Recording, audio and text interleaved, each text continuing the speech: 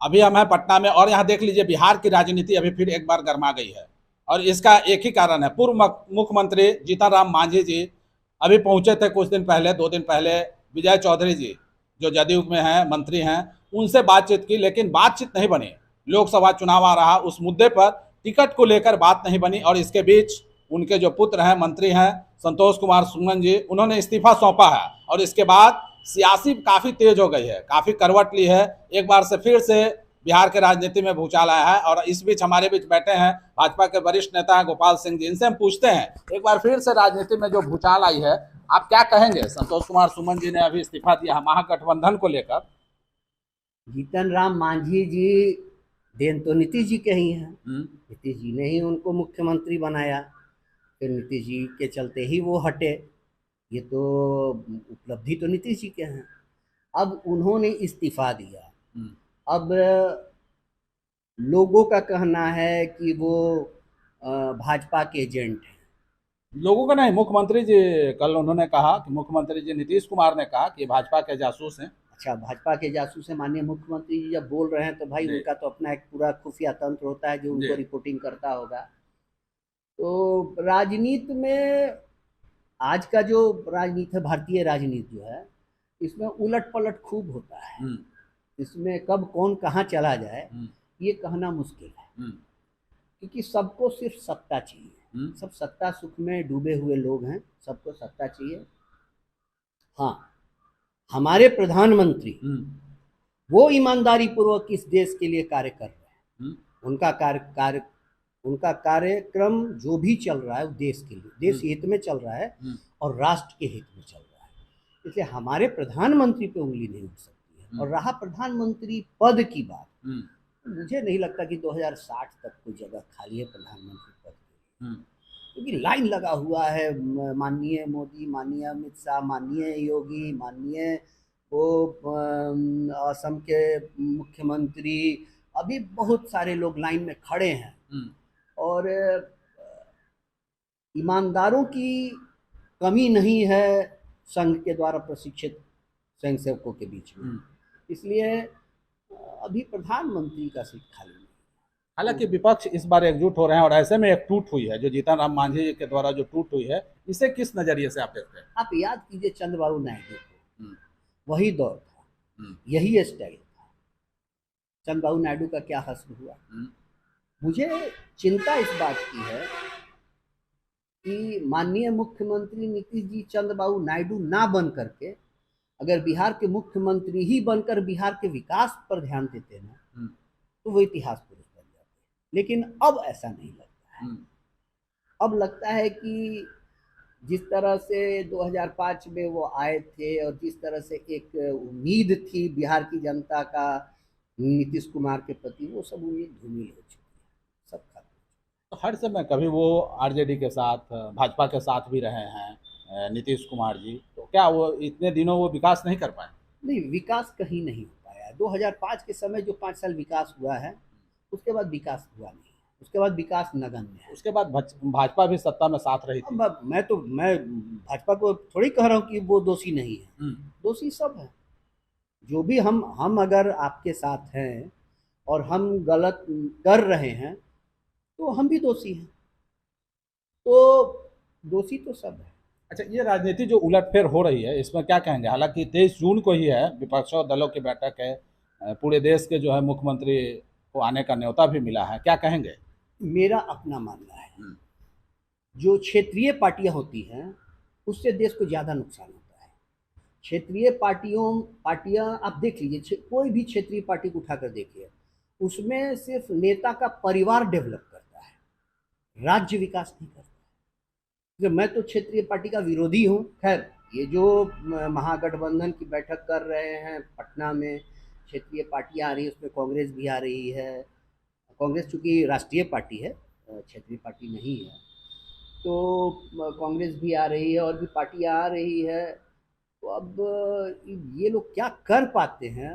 क्योंकि मुझे आज से कुछ बरस पहले का सीन याद आ रहा है, जब सारे विपक्षी एक तरफ नरेंद्र मोदी को हटाने के लिए एकजुट हुए थे और फिर तार तार कर बिखर गए थे।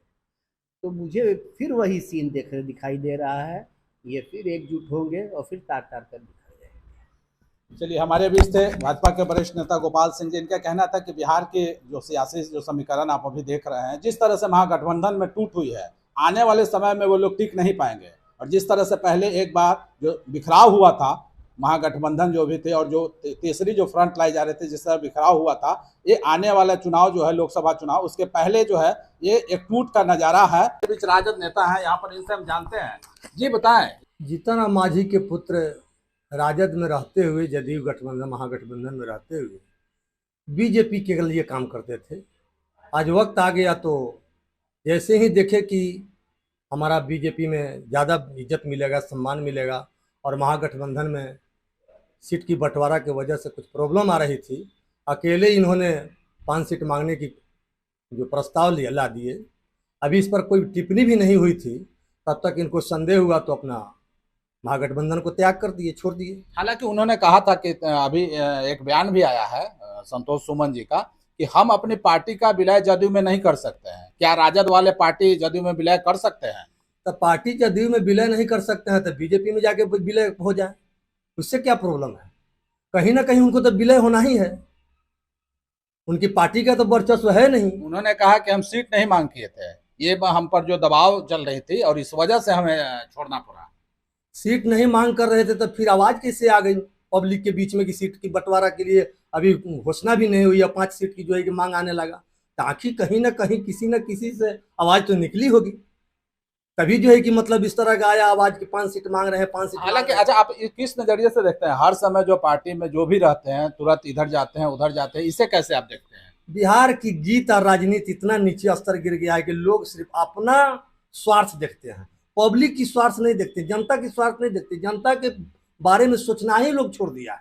अपने बारे में जनता के वोट के द्वारा ही जाते हैं और जनता के हित की बात करने जाते हैं, फिर ऐसा क्यों? केवल बात करते हैं, जनता का हित का काम करते ही नहीं है। अपने मंत्री बनना है, अपने पुत्र के मंत्री बनाना है, अपने पौत्र की मंत्री बनाना है, पुत्र वधू की मंत्री बनाना है, एमएलसी बनवाना है, विधान परिषद बनवाना है, ये लोग आज के लोग नेता लोगों का काम हो गया। पब्लिक का कहाँ कोई सोचता है, सुनता है? पब्लिक को तो केवल मोहरा बना के पब्लिक को बेवकूफ बनाया जा रहा है। तो फिर अब 23 जून को बैठक होनी है, इससे क्या प्रभाव पड़ेगा इनके जाने से? महागठबंधन का कोई प्रभाव नहीं पड़ेगा। अब जाए, जहां जाना होगा जाए, जिसको जहां जाना है जाए। महागठबंधन अपने स्तर से लड़ेगी, चुनाव लड़ेगी, विपक्ष की भूमिका निभाएगा या पक्ष की भूमिका निभाएगा। वक्त आएगा तो समय का इंतजार किया जा रहा है। पब्लिक मालिक है, जनता मालिक है। बीजेपी को समर्थन करेगी कि महागठबंधन को समर्थन करेगी, ये किसके ऊपर कहाँ सुई पेंडुलम की तरह लटक रहा है, अभी तो किसी को जानकारी है नहीं। अभी तो वक्त आएगा तो बताया जाएगा। ये तो जनता हमारे बीच थे राजद नेता हरेंद्र जी। इनका कहना था कि देख लीजिए, जिस तरह से कोई भी जो भी है, जिस तरह से सियासी उठापटक चल रही है, इस बीच जनता के लिए कोई नहीं सोचता है। हालांकि जनता के वोट से जीत कर लोग जाते हैं, लेकिन जनता के हिमायती बनने की बात करते हैं। हालांकि जो सियासी उलटफेर है, इनका कहना है कि मांझी जी के जो पुत्र गए हैं, इस्तीफा दिया है, उनसे कोई महागठबंधन को फर्क नहीं पड़ना है। हालांकि मांझी का जो वोट बैंक है, इसे लेकर वो हर बार इस तरह का सियासत करते हैं। हमारे बीच हैं भाजपा नेता है सुनील जी, इनसे हम जरा बात करते हैं कि जिस तरह से अभी जो राजनीति जो सियासी उलटफेर देखा जा रहा है बिहार में, इसे लेकर आप क्या कहेंगे? देखिए, बिहार की जो स्थितियां आज पैदा हो गई है, सारे जितने पॉलिटिकल्स पार्टियां हैं, क्षेत्रीय हो, जो भी हम लोग के बिहार में क्षेत्रीय पार्टियां होती है, सब एक दूसरे के साथ अपने लिए, अपने फायदे के लिए, चाहे जदयू हो या आरजेडी हो या अन्य पार्टियां हो, चाहे रालोसपा हो, उपेंद्र कुशवाहा की पार्टियां हो या मांझी जी की पार्टियां हो, उस पे हमको नहीं, सब अपने यहाँ पर रोकेंगे सुनील जी। उपेंद्र कुशवाहा की आप बात कर रहे हैं, उन्होंने पूरी तरह से पार्टी का विलय किया था जदयू में, और फिर ऐसा आखिर वो उनकी किस तरह की राजनीति है? अब यहाँ 2 बातें आई ना। अभी जो मांझी जी की पार्टी जो विलय करने की बात हो रही थी, तो इन्होंने नकार दिया। उपेंद्र कुशवाहा की पार्टी उन्होंने विलय किया, तब भी ये हालात पैदा, आखिर कुछ न विलय के बाद फिर वो भाग गए। हाँ, आखिर कुछ इंटरनल बातें होती हैं, तब ना आदमी जो है क्षेत्रीय पार्टी में थोड़ा सा दरार पैदा होता है कि सिर्फ अपने स्वार्थ के लिए मत सोचिए, अगला भी आदमी आपके साथ खड़ा है उसके बारे में भी सोचिए। और दूसरी बात यह है कि सब कुर्सी के लिए मारामारी हो रहा है, बिहार की जनता के लिए कोई देखने वाला नहीं है। हम यही जानते हैं कि पॉलिटिकल पार्टियां जितने भी है, सिर्फ अपने स्वार्थ में डूबी पड़ी है, अपने भाई भतीजावाद में डूबी पड़ी है, और अपने लिए ही सिर्फ वह काम करना जानती है, पब्लिक के लिए नहीं।